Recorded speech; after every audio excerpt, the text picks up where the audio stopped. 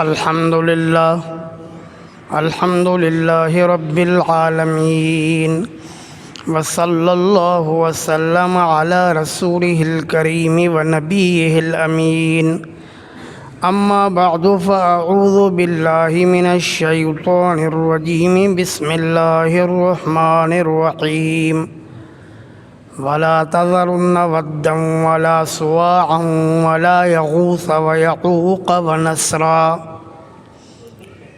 صدق اللہ العلی العظیم وبلغنا رسوله النبی الکریم ونحن على ذلك لمن الشاہدین والشاکرین والحمد للہ رب العالمین۔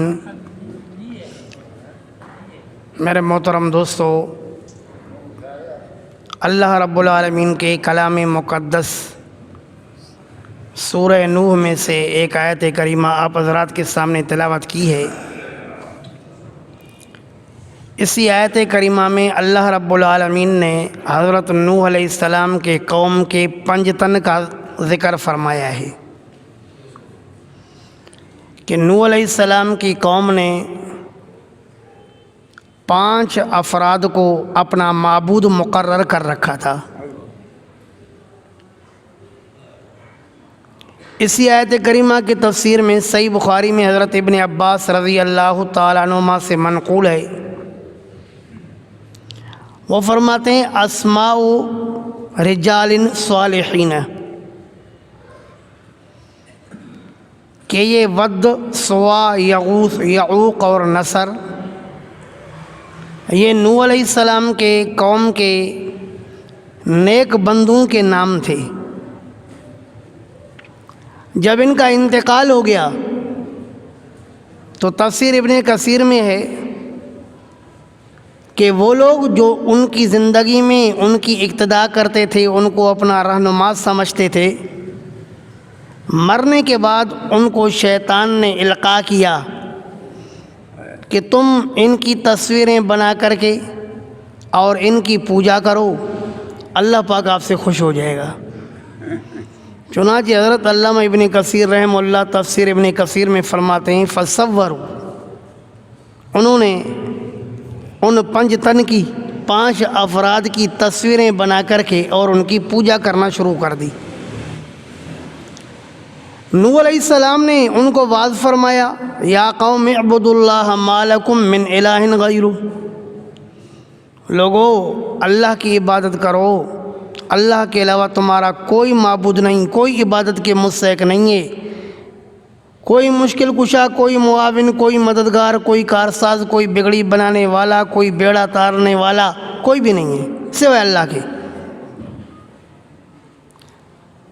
تو انہوں نے انکار کیا، آپس میں ایک دوسرے کو وصیت کرنے لگے لا تذرن ودا ولا سواعا ولا یغوث ویعوق ونسرا۔ لوگوں، یہ نوح علیہ السلام کی کوشش ہے کہ وہ کسی طرح تمہیں ان پنجتن کی عبادت سے دور کر دے، لیکن کسی بھی صورت میں ان پنجتن کی عبادت نہیں چھوڑنا، انہی پر جمے رہنا۔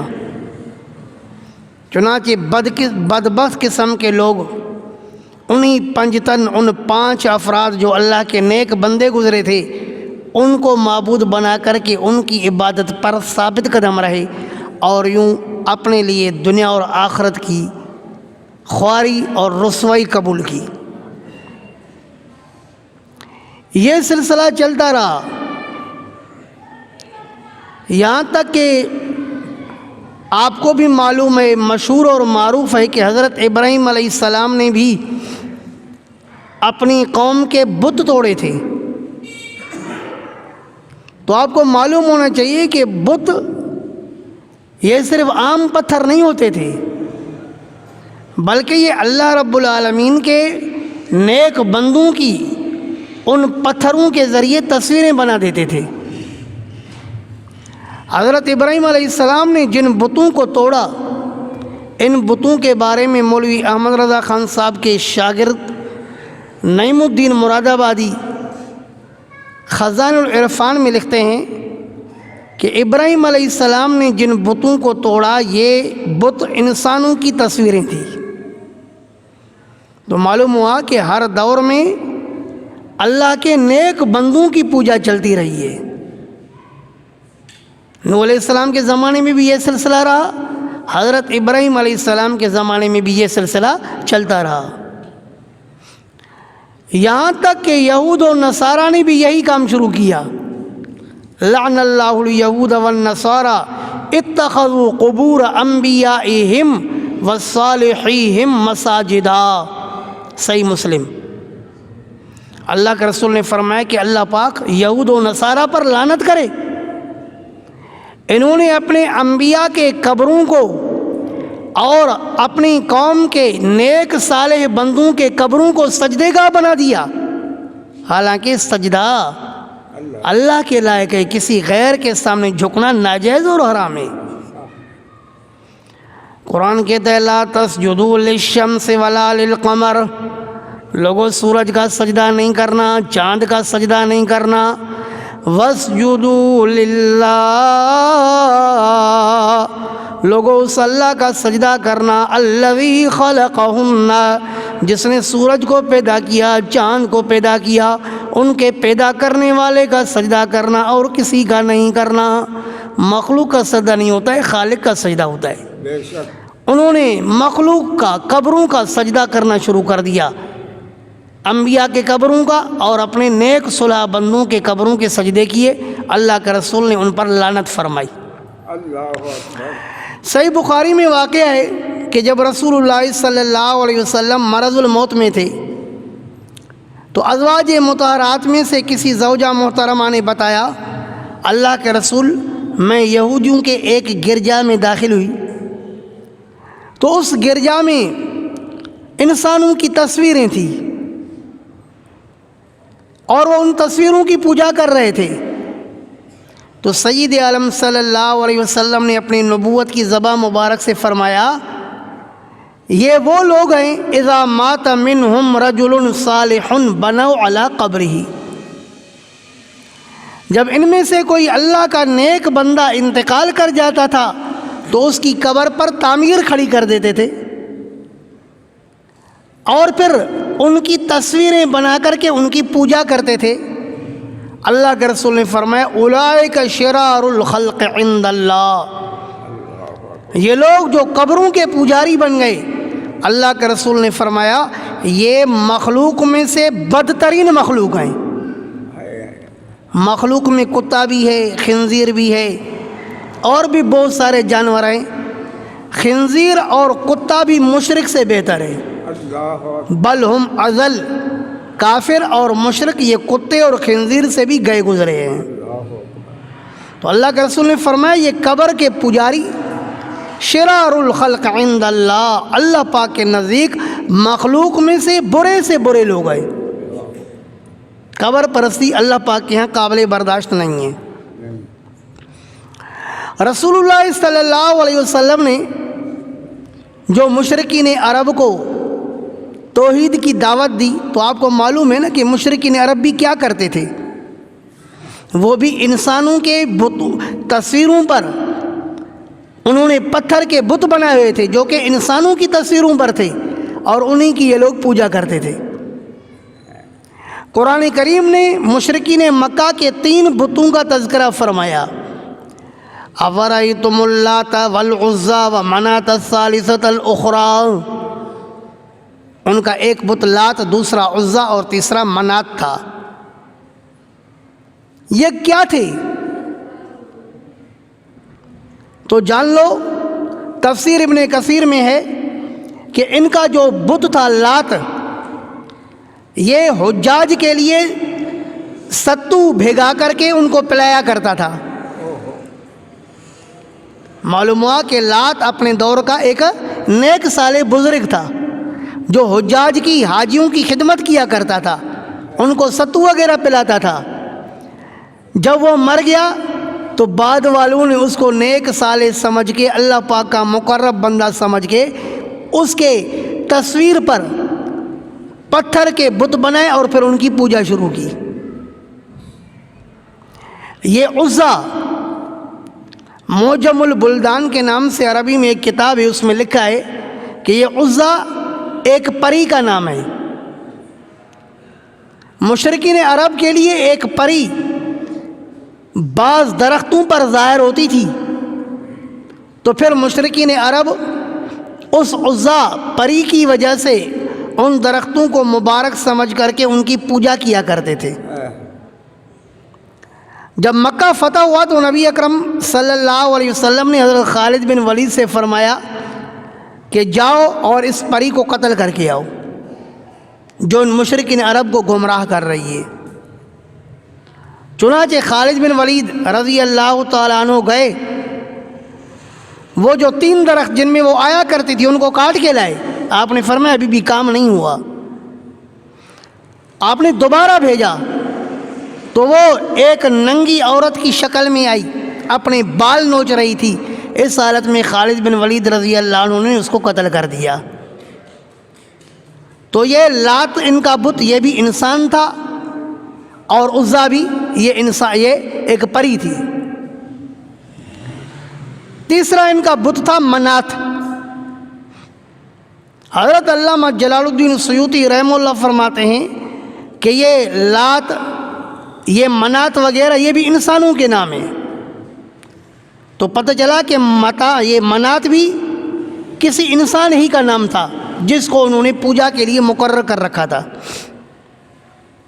اور مشرکین عرب کے 2 بت اور تھے، ایک اساف اور دوسرا نائلہ۔ حضرت علامہ امام نووی رحمہ اللہ اپنی کتاب شرح النووی میں فرماتے ہیں کہ اساف یہ ایک مرد کا نام تھا اور نائلہ ایک عورت کا نام تھا۔ انہی کے تصویروں پر ان مشرکین عرب نے بت بنائے ہوئے تھے جن کی یہ لوگ پوجا کیا کرتے تھے۔ اور مشرکین عرب کا ایک بت حبل تھا۔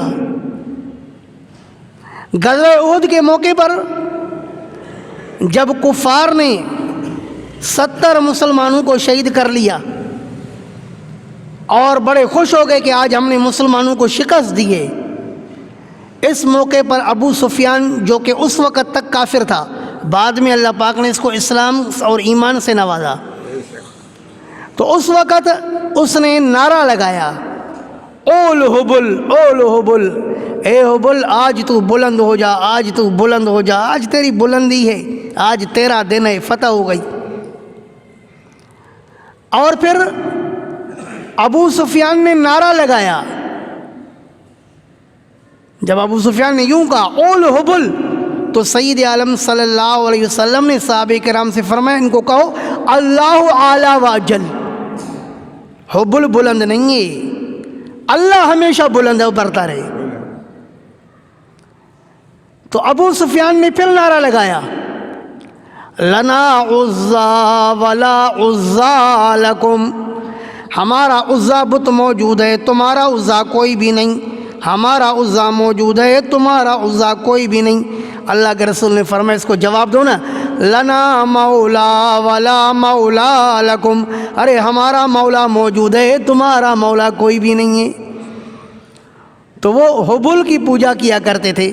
حضرت علامہ سید محمد انور شاہ کشمیری رحمہ اللہ فیض الباری شرح صحیح بخاری میں فرماتے ہیں کہ یہ حبل یقال، کہا جاتا ہے کہ حضرت آدم علیہ السلام کے بیٹے حابیل کی تصویر پر انہوں نے بت بنایا تھا۔ تو پتہ چلا کہ مشرکین عرب جن بتوں کی پوجا کرتے تھے وہ عام پتھر نہیں تھے، بلکہ وہ انسانوں کی تصویریں تھیں، اللہ کے نیک بندوں کی تصویریں تھیں، ان نیک بندوں کی پوجا کیا کرتے تھے۔ اور صحیح بخاری میں ہے کہ جب مکہ فتح ہوا، سید عالم صلی اللہ علیہ وسلم نے صحابہ کرام سے فرمایا کہ کعبۃ اللہ کے اندر حضرت ابراہیم علیہ السلام اور حضرت اسماعیل علیہ السلام کی تصویر رکھی ہے، جب تک ان دونوں تصویروں کو نہیں نکالو گے، فرمایا کہ میں کعبے میں داخل نہیں ہوں گا۔ مولوی احمد رضا خان صاحب سے سوال ہوتا ہے، اس کی کتاب ملفوظات اعلیٰ حضرت میں لکھا ہے کہ احمد رضا خان صاحب سے سوال ہوتا ہے کہ کیا پیر فقیر کی تصویر کو اپنے گھر میں برکت کے لیے رکھنا درست ہے؟ تو مولوی احمد رضا خان صاحب نے جواب دیا کہ نہیں حرام ہے، کیونکہ نبی اکرم صلی اللہ علیہ وسلم نے حضرت ابراہیم علیہ السلام جیسے نبی، حضرت اسماعیل علیہ السلام جیسے نبی کے تصویروں کو برداشت نہیں کیا، آپ نے ان کی تصویروں کو اپنے ہاتھ سے ہٹایا۔ تو جب حضرت ابراہیم اور حضرت اسماعیل علیہ السلام کی تصویریں رکھنا ناجائز ہیں، تو پھر کسی اور کی تصویریں، پیر فقیر کی برکتوں کے لیے تصویریں رکھنا کیسے جائز ہو سکتی ہیں؟ آپ نے دیکھا ہوگا